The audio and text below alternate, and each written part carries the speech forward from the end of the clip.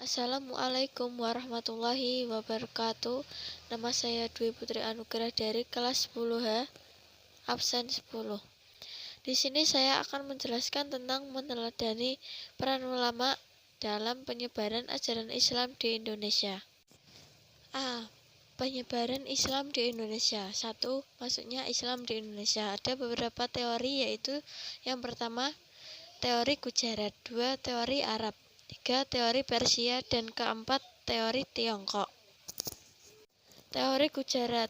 Teori ini dikatakan oleh G.W.J. Drewes dan Senauk, juga oleh ilmuwan Indonesia, bahwa masuknya Islam di Indonesia dari India pada abad ke-13. Juga terdapat bukti-bukti, yaitu makam Malik As-Saleh.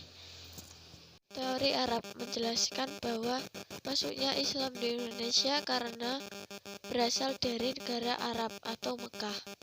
Yang ketiga, teori Persia. Teori ini mengatakan bahwa masuknya Islam di Indonesia dikarenakan dari Persia atau Irak. Teori Tiongkok. Teori ini menjelaskan bahwa masuknya Islam di Indonesia berasal dari Tiongkok, karena ada suatu Muslim Tiongkok yang mengajarkan Islam di Nusantara hingga berkembang pesat saat ini. Perkembangan Kesultanan di Indonesia berkembang pesat pada abad ke-13 sampai 18. Terdiri dari pusat-pusat kota, yaitu Sulawesi, Jawa, Sumatera, dan Maluku. Tokoh-tokoh penyebaran ajaran Islam di Indonesia, yaitu terdiri dari 1. Sultan Malik As-Saleh, 2. Sultan Ahmad, 3. Sultan Alauddin Riyad Shah. Yang keempat yaitu Wali Songo, tokoh-tokoh penyebaran Islam di Jawa, yang terdiri atas 9 orang. Yang pertama yaitu Maulana Malik Ibrahim, atau disebut juga dengan Sunan Gresik. Beliau ini merupakan yang pertama menyebarkan Islam di Pulau Jawa. Raden Rahmat, atau disebut juga dengan Sunan Ampel. Beliau ini merupakan sesepuh wali yang ada di Jawa. Maulana Magdum Ibrahim, atau disebut juga Sunan Bonang. Beliau berdakwah dengan cara kesenian. Raden Paku atau Sunan Giri. Beliau menciptakan pelajaran tentang ketauhidan yang dikenal dengan celungan dan cituan. Selanjutnya akan dilanjutkan oleh teman saya, Firda. Assalamualaikum warahmatullahi wabarakatuh. Perkenalkan, nama saya Firda Nurasidah dari kelas 10H nomor absen 15. Syarifuddin atau biasa disebut dengan Sunan Derajat. Raden Qasim atau Sunan Derajat memiliki nama kecil, yaitu Syarifuddin.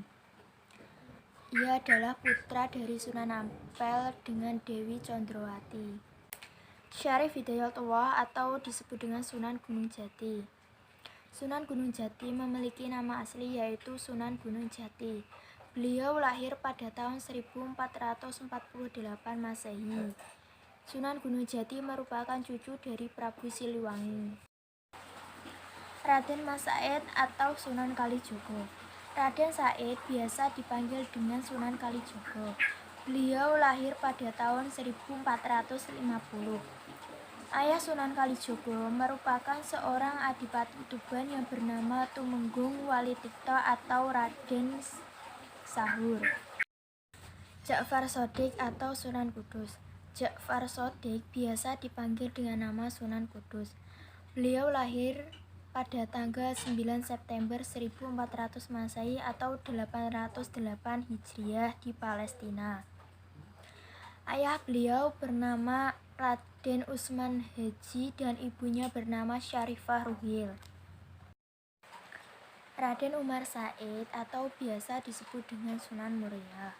Beliau diberikan nama sesuai dengan tempat tinggalnya, yaitu di lereng Gunung Muria.